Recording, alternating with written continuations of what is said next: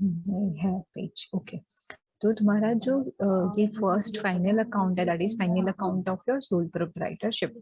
Student, before starting with your lecture and before starting with your new topic, I'm telling you your exam of your external exam is going to be conducted in the second week of January. Very soon, within a week or maybe आज नहीं तो कल तुम्हें time table मिल जाएगा for your external exam. For this semester, मतलब जो तुम्हारा current semester है, your first semester, on mode पे ही होगा जैसे तुमने इंटरनल एग्जाम दी थी वैसे ही होगा, बट यहाँ पे तुम से होता है गूगल, वो गूगल फॉर्म से एग्जाम्स नहीं, जैसे तुमने फॉर्म भरते थे वो टिक करते थे वैसा नहीं होता, वहां पे तुम्हें कंपलसरी कैमरा ऑन रखना पड़ता है, तुम्हें गूगल क्रोम होना चाहिए। तो ये जो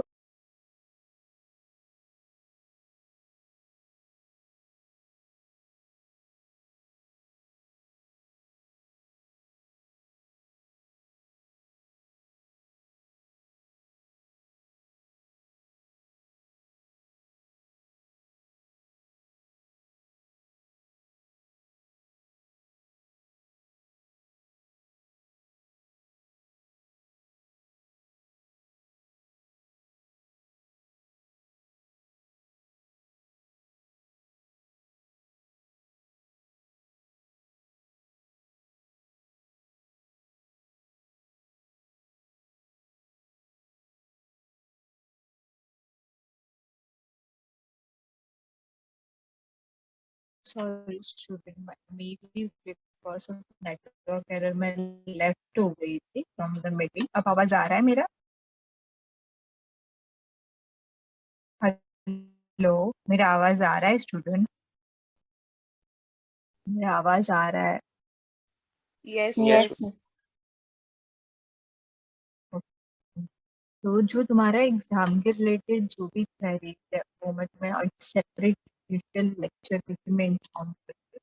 बट इफ यू आर मतलब कहीं पे गए हो, घूमने जा रहे हो, क्रिसमस वेकेशन है या गाँव में हो, तो प्लीज तुम प्रॉपर नेटवर्क में रहना एग्जाम के टाइम पे, और हो सके in the month of January तुम यहाँ पे ही नियर बाय रहो जिससे तुम नेटवर्क में रह सकते हो। मैं ऐसा नहीं बोल रही कि तुम लोग आ ही जाओ मुंबई, पॉसिबल नहीं, गाँव में हो ठीक है, it's okay, but please be in a network, proper network में रहना जिससे तुम्हारा एग्जाम में कोई प्रॉब्लम, बिकॉज मेजोरिटी टाइम क्या होता है एग्जाम के टाइम पे तुम्हारा नेटवर्क नहीं होता है, इंटरनेट नहीं होता, उस वजह से तुम बाहर चले जाते हो, तुम पूरा पेपर नहीं अटेम्प्ट कर पाते। तो उसके लिए मैं तुम्हें well in advance before giving your time table मैं तुम्हें अभी से बोल रही हूँ, जब एग्जाम की डेट आ जाएगी, आज नहीं तो कल तुम्हें मिल जाएगा, that will be either may be a second week of January नहीं तो third week of January. So तुम्हें उसके लिए प्रॉपर नेटवर्क में रहना है, उसकी प्रिपरेशन तुम अभी से कर। each and every teachers is going to provide you some MCQs, तो तुम्हें वो MCQs का प्रिपरेशन करना है, each and every सब्जेक्ट का तुम्हें मिलेगा। मैंने ऑलरेडी इंटरनल के टाइम पे थोड़ा दिया, मुझे ये 2 चैप्टर खत्म कर देने दो, मैं will go little fast for this 2 chapters, and उसके बाद ये दोनों ही चैप्टर्स पे भी मैं तुम्हें MCQs कराऊँ, and then will I will give you a full set of MCQs. जिसमें से more than 70% MCQs for your important रहेंगे for your exams. Okay? समझ में आ रहा है मैं क्या बोल रही हूँ? बिकॉज मुझे यहाँ पे आवाज तुम्हारा कुछ भी नहीं आ रहा है, जस्ट मैं सिर्फ अज्यूम कर रही हूँ कि मैं जो भी बोल रही हूँ तुम लोग सुन रहे हो और तुम्हें समझ में आ रहा है, समझ में आ रहा है। एग्जाम मोस्ट इम्पोर्टेंट तुम्हारे, एंड प्लीज जितनी भी चीज तुम्हें मिल रहा है, this is your first semester and this is may be your last online exam हो सकता है नेक्स्ट टाइम से तुम्हारा ऑफलाइन, तो try to score as possible as maximum as possible as, because तुम्हारा सेमेस्टर फर्स्ट सेमेस्टर का marks student 6 semester तक count होता है और उसका एवरेज, तो you have only one chance के जहाँ पे तुम मैक्सिमम स्कोर कर सकते हो, एंड आई होप कि यू ऑल नो कि सब सब्जेक्ट में मेरा जब ओ ग्रेड आता है ना तो ओवरऑल ओ ग्रेड आता है, तो ईच एंड एवरी सब्जेक्ट को ईच एंड एवरी सेमेस्टर को तुम्हें थोड़ी इम्पोर्टेंस देना, एंड एज अ स्टूडेंट मुझे लगता है कि तुम लोग करोगे, so that's why I'm telling you all कि तुम अच्छे से इसका प्रिपरेशन को स्टार्ट करो। हम लोग ये आज चैप्टर ट्राई करते हैं कि कंप्लीट करें। स्टूडेंट मैंने बुक का ही पिक लिया हुआ है, try to understand that way, otherwise अगर नहीं समझा तो will again will solve the sums in your excel sheets और कंप्लीट करेंगे। बट फिलहाल मेरा पॉइंट ऑफ व्यू यही है कि मैं तुम्हारा ये चैप्टर जल्दी खत्म करके मैं तुम्हें एमसीक्यूज दूँ जिससे तुम लोग उसका प्रिपरेशन स्टार्ट करो एग्जाम के पॉइंट ऑफ व्यू से। ओके? और एग्जाम का कोई भी क्वेरी होगा तो तुम मुझे पूछ सकते हो। आई होप कि तुम सबने वो स्टूडेंट डेटा वाला गूगल फॉर्म भरा है, जितने प्रेजेंट हो सबने भरा है। इफ किसी ने नहीं भरा यस है मिस। तो वो अभी गूगल फॉर्म भर सकते हो। वो गूगल फॉर्म उसके लिए कि तुम्हारा जो एग्जाम है तो एवरी डे का एग्जाम का एसएमएस तुम्हें उसके ऊपर आएगा। और एग्जाम होने के पहले तुम्हारा मॉक टेस्ट भी होगा स्टूडेंट। वो मॉक टेस्ट में तुम्हें पता चल जाएगा एग्जाम कैसा है। तुम्हारा कैमरा ऑन होना चाहिए, तुम्हारा गूगल क्रोम अपडेटेड होना चाहिए, तो सारी चीज तुम्हें मॉक टेस्ट के टाइम पता चल जाएगा। ठीक है? तो फर्स्ट बिफोर योर एग्जाम एक बार मॉक टेस्ट होगा। आई होप कि तुम्हें मीनिंग ऑफ मॉक टेस्ट पता है, ट्रायल टेस्ट होता है, तो तुम्हें वो देना है। मैं एक बार डेटा तुम्हें वेरीफाई करने के लिए भी आज ग्रुप में डालूंगी। एक बार वेरीफाई कर लेना तुम्हारा मोबाइल नंबर है, ईमेल आईडी। सिर्फ मोबाइल या ईमेल में से कोई भी एक भी एसएमएस आता है तो वो चलता है।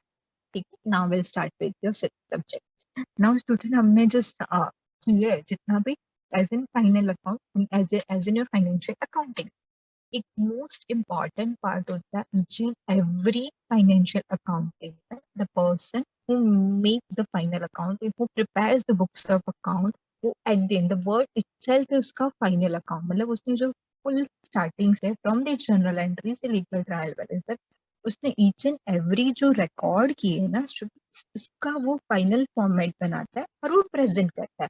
अब मैं पूरी ईयर में एन नंबर ऑफ ट्रांजेक्शन्स करती हूँ, तो मेरे जो भी स्टेक होल्डर्स है, what mean by the stake holders, मतलब जो लोग मेरी बुक्स ऑफ अकाउंट्स में या मेरी कंपनी में इंटरेस्ट लेते हैं, that all are known as an your stake holders. तो मैं उनका डेली मेरे क्या क्या ट्रांजेक्शन्स होते हैं, मैं कितना रुपया स्पेंड करती हूँ, वो मैं नहीं दिखा सकती। मैं मेरी जनरल एंट्रीज है, मेरी जो बुक्स ऑफ एंट्रीज मैंने पास किया है, लीजर बनाया है, वो मैं अपने जो भी मेरे क्रेडिटर्स है या मेरे कस्टमर्स है या मेरे जो इन्वेस्टर्स है उनको हम लोग नहीं दिखाते। तो ऑब्वियसली ये फाइनेंशियल पोजीशन तुम्हें शो करना है, तो तुम उतनी फुल बुक्स 10-12 जो तुम्हारी बुक्स बनती है वो नहीं दिखाते, तुम एक ही चीज शो करते हो जिससे उसको फुल ईयर की तुमने जितनी भी जर्नल एंट्रीज जितनी भी अकाउंट्स प्रिपेयर किया उसको एट प्लान एक ही चीज में या 3-4 पेज का जो अकाउंट्स है उसमें तुम्हें पता चला कि फाइनेंशियल पोजीशन है। तो उसके लिए हम लोग उसको क्या बोलते हैं, फाइनल अकाउंट। फाइनल अकाउंट क्या कंसिस्ट करता है, तो होल एंट्रीज का एक कॉम्बिनेशन होता है जो तुमने फुल बुक्स ऑफ एंट्रीज पूरे ईयर में जो पास किया है उसका एक कंबाइंड कंसोलिडेटेड फॉर्मेट बनता है, जिससे तुम्हें फुल ईयर का वो पर्टिकुलर कंपनी या पर्टिकुलर ऑर्गेनाइजेशन या पर्टिकुलर सोल प्रोप्राइटर का फाइनेंशियल पोजीशन पता चलता है। Now, generally, हम लोग में I hope कि most of the student में SYGC और FYGC में फाइनल अकाउंट किया है, right? किया है फाइनल अकाउंट, पहले पढ़ा है ना final account. Yes miss. Okay, तो तुम लोग ने जो फाइनल अकाउंट प्रिपेयर किया था, I am telling you about sole proprietorship, मतलब जो तुम्हारा FYGC में था, बिकॉज SY में तुम्हारा पार्टनरशिप था। तो FYGC में जब तुमने सोल प्रोप्राइटरशिप प्रिपेयर किया था तो तुम कौन कौन से अकाउंट प्रिपेयर करते थे in case of your final account? क्या क्या प्रिपेयर करते थे student? Miss profit and loss account. सबसे पहले प्रॉफिट एंड लॉस अकाउंट बनता था कि उसके पहले कुछ कोई अकाउंट बनता था? Trading account, profit and loss account, balance sheet. Correct. एक सेकंड ना।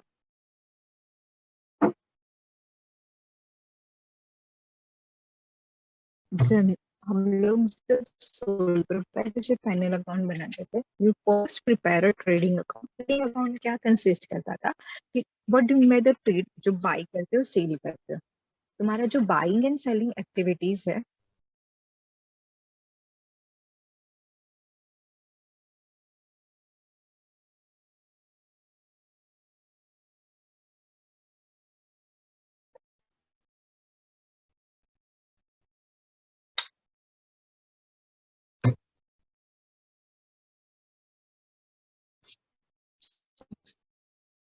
ट्रेडिंग का मतलब क्या होता है? जो बाय करना है, सेल करना है। तो जो प्रोप्राइटर्स होते थे, जो सिर्फ बाइंग एंड सेलिंग के बेस में हम लोग डील करते थे, तो हम ट्रेडिंग में क्या लिखते थे? परचेज आता था, परचेज के रिलेटेड या जो भी हम लोग रिलेटेड एक्सपेंसेस करते थे वो तुम ट्रेडिंग में लिखते थे। देन अगर वो प्रोडक्ट्स की तो वो क्रेडिट साइड लिख के हम लोग उसका ग्रॉस प्रॉफिट फाइंड आउट करते थे।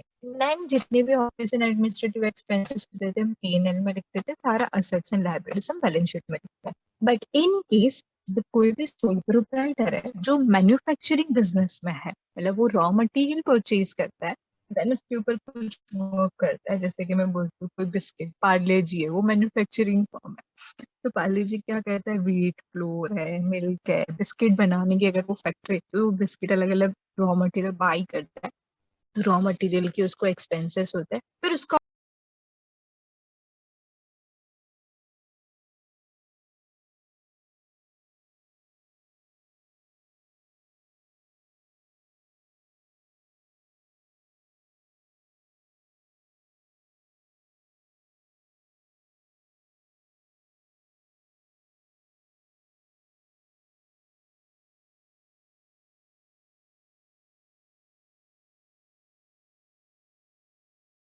जो परचेज होता है, सेल होता है, वो प्रोसेस होने के बाद जब वो सेल होता है, तो student that is known as in the manufacturing firm. And जब वो मैन्युफैक्चरिंग फर्म है, तो उसको पहले मैन्युफैक्चरिंग अकाउंट बनाना पड़ेगा, because before trade, before sale करने से पहले वो मैन्युफैक्चर होता है। तो यहाँ पे एक अकाउंट एक्स्ट्रा बनता है, पहले तुम मैन्युफैक्चरिंग अकाउंट बनाते हैं, बनता है and then balance P&L and से सीखना बेस्ट होता है।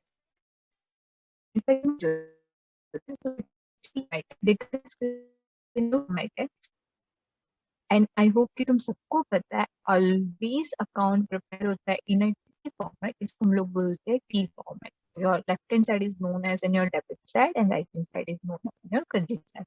Manufacturing account for year end एक पर्टिकुलर ईयर का, एक फुल ईयर की जितने भी ट्रांजेक्शन है,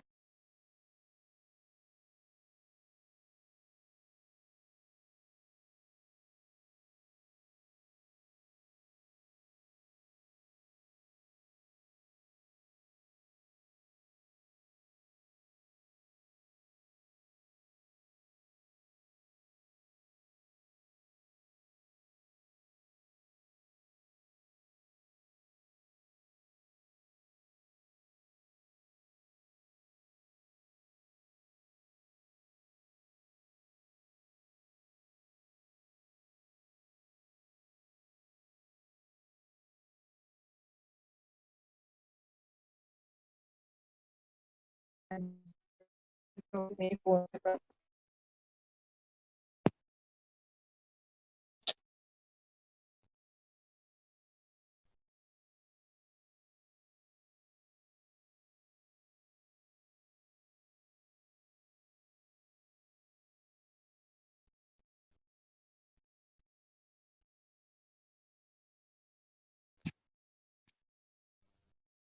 आ रहा है स्टूडेंट मेरा आवाज प्रॉपर? क्योंकि मुझे मैसेज आ रहा है कि आवाज दे।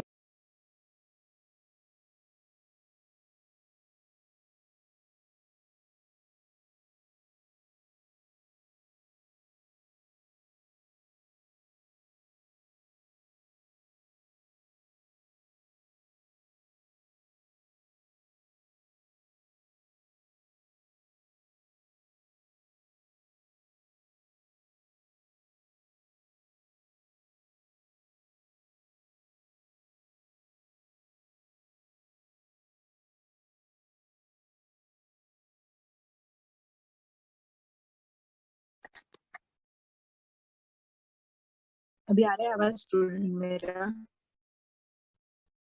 Hello, hello. Yes, Yes, miss. ma'am. Yes, miss. Okay, वापस अगर आवाज बंद होता है ना, तो प्लीज मुझे चेक बॉक्स तो दिख रहा है ना? मैन्युफैक्चरिंग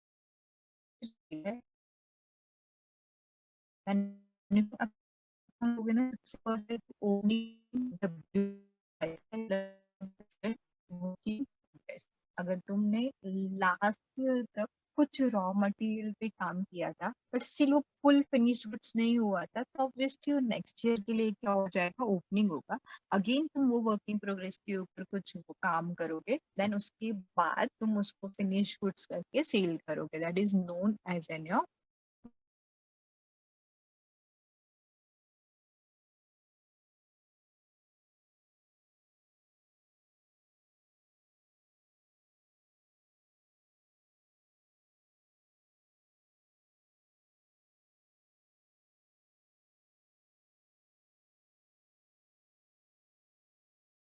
लास्ट ईयर का स्टॉक। ये ईयर भी मैं रॉ मटेरियल परचेज करती हूँ, लास्ट ईयर भी मैंने कुछ रॉ मटेरियल परचेज किया था। लास्ट ईयर जो मैंने परचेज किया था उसमें से कुछ बैलेंस बचा था, वो बैलेंस मैं ये ईयर यूज करती हूँ। So that is known as an add. ये क्या परचेज ऐड होगा, purchase of your raw material. तो ये ईयर का जो परचेज ऑफ रॉ मटेरियल है वो ऐड होता है। Add carriage inward. Carriage inward का मतलब होता है at the time of purchase of your raw material, तुमने जो भी कैरेज के ट्रांजेक्शन पे किए है, कोई भी ट्रांसपोर्टेशन चार्जेस तुमने पे किया है, तो वो यहाँ पे ऐड हो जाता है। Any octroi duty, custom duty तुमने पे किया eight the time of purchase of raw material, तो वो भी यहाँ पे ऐड हो जाता है। लेस परचेज रिटर्न, पूरे ईयर में जो तुमने परचेज किया उसमें से कुछ तुमने रिटर्न किया तो वो लेस होता है। एज वेल एज तुम्हारा ये ईयर का यूज करने के बाद कुछ क्लोजिंग स्टॉक बचा है रॉ मटेरियल का जो यूज नहीं हुआ है, वो भी लेस हो जाएगा। तो मैंने जो लास्ट ईयर का था वो परचेज किया था, उसमें मैंने ऐड किया, जो नहीं यूज किया था वो हम लोग क्या करते हैं, माइनस करते हैं। That is known as an raw material consume. Student, इसके बेस पे तुम्हें एमसीक्यूज भी आ सकता है, like a formula for raw material consume. तो कैरेज इनवर्ड सब नहीं लिखा तो चलेगा, opening stock plus purchase minus closing stock और माइनस परचेज रिटर्न। उतना ही तुम्हारे लिए फॉर्मूला काफी है। ऐसे क्वेश्चंस आ सकते हैं कि opening stock is 10,000, purchase is 10,000 and purchase return is 1,000. Closing stock 1,000. Calculate raw material consumed. So 10 plus 10, 20,000 minus 2,000 करोगे, 18,000 will be your answer. तो ऐसे छोटे questions for your MCQ exam में आते हैं। जितने भी तुम फैक्ट्री एक्सपेंसेस करते हो मटेरियल इनटू फिनिश गुड्स, तो सारे फैक्ट्री एक्सपेंसेस मैन्युफैक्चरिंग में जाते थे। पहले तुम लोग क्या करते थे, ट्रेडिंग में लिखते थे। अब ट्रेडिंग में सिर्फ फिनिश गुड्स की इंफॉर्मेशन जाती है और मैन्युफैक्चरिंग में work in progress and raw material जाता है। जितनी भी फैक्ट्री एक्सपेंसेस है तुम यहाँ पे लिखोगे। Closing stock of W, opening यहाँ पे तो क्लोजिंग यहाँ पे लिखते हैं। By sale of scrap, sale of scrap क्या होता है, जब हम कोई प्रोडक्शन करते हैं तो प्रोडक्शन में बहुत सारा वेस्टेज जाता है, तो वो जो स्क्रैप होता है वो स्क्रैप को हम लोग ऐसे सेल कर देते हैं, जैसे हम लोग अपनी अपनी लैंग्वेज में बोलते हैं तो कि जो हम लोग भंगार में सेल कर देते हैं तो उसका थोड़ा बहुत पैसा उनको मिलता है। That is also known. Full finish goods तुमने नहीं सेल किया है, जो रॉ मटेरियल गुड्स करने के पीछे प्रोसेस में जो मेरा वो सारे वेस्टेज को सेल करके मैंने ऑन किया है, उसके लिए मैन्युफैक्चरिंग अकाउंट में जाता है। यहाँ पे मेरा प्रोडक्शन देख रहे हो, इसके लिए ये अकाउंट से मुझे क्या मिलता है, कॉस्ट ऑफ प्रोडक्शन। जितना भी डेबिट साइड का टोटल है उसमें से हम लोग क्रेडिट का टोटल माइनस करेंगे, you will get balance on your credit side, that is known as an cost of production. Student हम ट्रांसफर करते इन योर ट्रेडिंग अकाउंट। और जो ट्रेडिंग अकाउंट में पहले क्या आता है, opening stock of finish goods. यहाँ पे मेरा कोई फिनिश गुड्स नहीं आता बिकॉज ट्रेडिंग हम लोग फिनिश गुड्स का ही करते हैं। तो opening stock of finish goods, जो मतलब ये ईयर का जो फिनिश गुड्स, लास्ट ईयर का जो फिनिश गुड्स था जो अभी तक हमने सेल नहीं किया, वो यहाँ पे जाता है। कॉस्ट ऑफ प्रोडक्शन तुम्हारा मैन्युफैक्चरिंग से आता है। ट्रेडिंग में डेबिट साइड सिर्फ ये दो ही चीज आती है। क्रेडिट साइड तुम कोई प्रोडक्ट जो फिनिश गुड्स अगर सेल करते हैं, जो फिनिश गुड्स सेल करेंगे तो यहाँ पे जाएगा, उसमें से सेल्स रिटर्न माइनस होता है। Any goods, any finish goods loss होता है बाय, लॉस होता है बाय फायर, या तुम एज एन एडवर्टाइजमेंट सेल करते हो या प्रोप्राइटर खुद से विड्रॉ करते हैं, वो सारी मेरी गुड्स कम हो रहा है। क्या कम हो रहा है, मेरा गुड्स कम हो रहा है। गुड्स ही यहाँ पे मैं फिनिश गुड्स की इंफॉर्मेशन में पूरी ट्रेडिंग अकाउंट में लिख रही हूँ, वो सारा क्रेडिट साइड जाता है। एनी क्लोजिंग स्टॉक जो मैंने अभी तक सेल नहीं किया उसको भी हम लोग कहाँ पे लिखते हैं, क्रेडिट साइड। यहाँ पे आइदर तुम्हारा डेबिट साइड बैलेंस आ सकता है या क्रेडिट साइड। अगर बैलेंस तुम्हारा डेबिट साइड बचता है, मतलब क्रेडिट बैलेंस ज्यादा है compare to your debit, you will get a gross profit. अगर डेबिट बैलेंस ज्यादा है compare to your credit and credit side तुम्हें बैलेंस मिलता है, तो तुम्हें क्या मिलेगा? Gross loss. समझ में आ रहा है फॉर्मेट?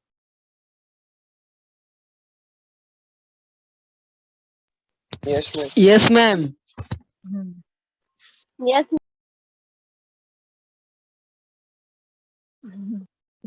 तो हम एक, मैं ये क्वेश्चंस तुम्हें इसमें ही एक्सप्लेन करूंगी, तो तुम्हें चलेगा कि मैं सॉल्व करूँ इसमें, क्योंकि मुझे ऐसा लगता है मैं एक्सेल में सॉल्व करने जाऊंगी तो थोड़ा टाइम जाएगा। तो अगर तुम यहाँ पे समझ सकते हो, मैं एक्सप्लेन करती हूँ। इफ स्टिल तुम नहीं समझते तो प्लीज मुझे बोलना, will solve this question in your excel sheet.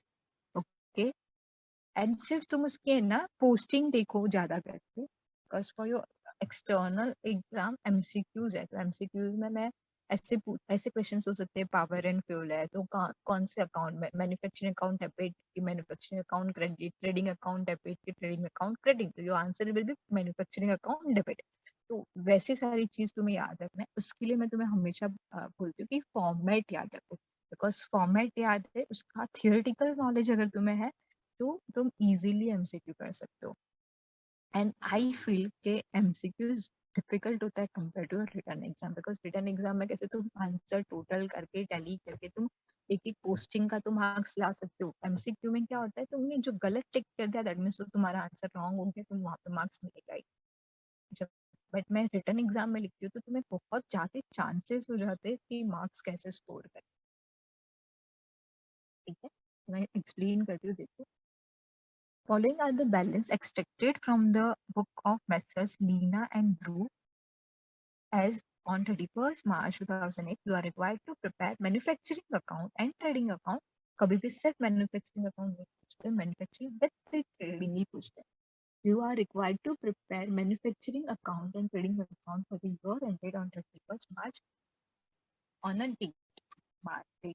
Opening stock, इसमें देखा रॉ मटेरियल का भी दिया है, वर्किंग प्रोग्रेस का भी दिया है और फिनिश गुड्स का भी दिया है।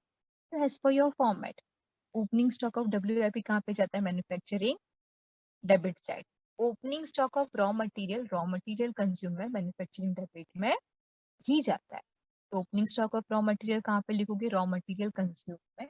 तो जब तुम बुक, यहाँ पे तो मैं ये यूज करती हूँ, बट स्टिल जब तुम बुक में सॉल्व करते हो ना स्टूडेंट, तो तुम्हें लिखने का पैसे this will be go to manufacturing credit, ठीक है। रॉ मटेरियल भी मैन्युफैक्चरिंग डेबिट में रॉ मटेरियल कंज्यूम में जाएगा। Working progress directly manufacturing debit में डायरेक्टली जाएगा। फिनिश गुड्स कहाँ पे जाता है student? Opening stock of finish goods, opening stock Trading. Of trading debit, yes correct. तो ट्रेडिंग परचेज, परचेज में भी दिया है, रॉ मटेरियल का भी परचेज है, फिनिश गुड्स का। तो raw material purchase student, Manu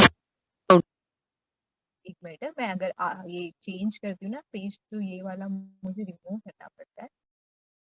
ये देखो, purchase of raw material manufacturing के रॉ मटेरियल कंज्यूम में जाता है, and purchase of finish goods भी दिया हो, तो purchase of finish goods will be directly trading account के डेबिट साइड जाएगा। ठीक है।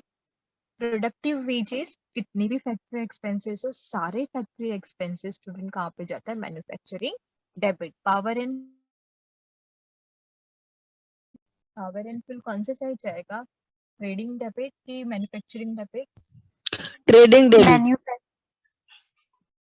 Manufacturing debit. ट्रेडिंग में सिर्फ और सिर्फ फिनिश गुड्स का ही जाएगा। पावर फ्यूल जितनी भी फैक्ट्री की जो चीज होती है वो raw material to finish goods को कन्वर्ट करने के पीछे जाता है, उसके लिए वो मैन्युफैक्चरिंग अकाउंट जाता है। सेल्स, सिर्फ सेल्स दिया, हम अज्यूम करते हैं sales of your finish good से कहाँ पे जाता है? ट्रेडिंग के क्रेडिट्स है। स्टूडेंट में यहाँ पे लिख नहीं पा रही हो तो तुम अपनी बुक में या कहीं पे लिखते जाओ, ओपनिंग स्टॉक यहाँ पे जाएगा, सेल्स यहाँ पे जाएगा, वो यहाँ पे जाएगा। तो तुम जब सम एक्चुअल में सॉल्व करते हो तो इजी हो जाता है।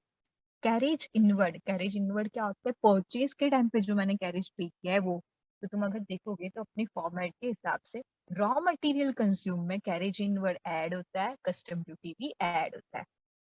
तो ये कहाँ पे ऐड होगा? रॉ मटेरियल कंज्यूम में। कस्टम ड्यूटी कहाँ पे ऐड होगा? रॉ मटेरियल कंज्यूम में। रिपेयर्स टू मशीनरी कहाँ पे जाएगा? Repairs to machinery manufacturing manufacturing debit. Royalty royalty कहाँ पे जाएगा स्टूडेंट? मिस P&L. करेक्ट।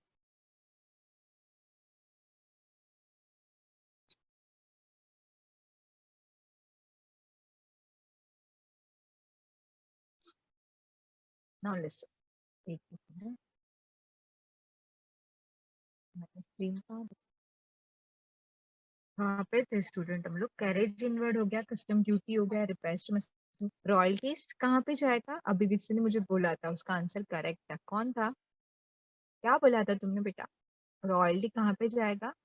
देखो, यू आर करेक्ट एज तुम बोलते हो कि रॉयल्टी हमारा कहाँ, रॉयल्टी क्या होता है, किसी को पता है?